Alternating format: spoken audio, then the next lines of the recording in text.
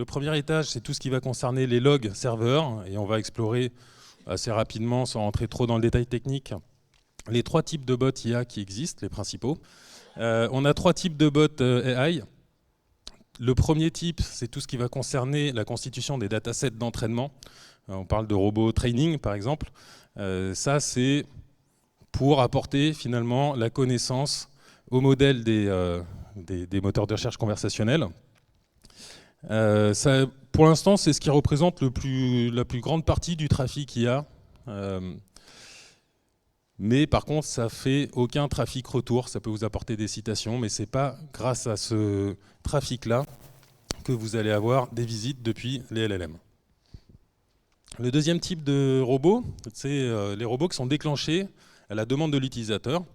On va rentrer après dans le détail de chacun d'entre eux.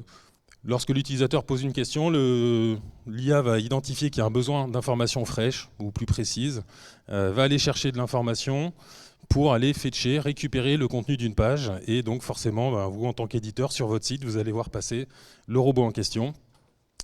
Et ça permet au robot, à l'IA, de fabriquer la réponse, de la générer et de sourcer la manière dont il a créé cette réponse, et donc de proposer à l'utilisateur un lien vers votre site. Et le troisième type de robot, il est un peu plus flou, on va le voir.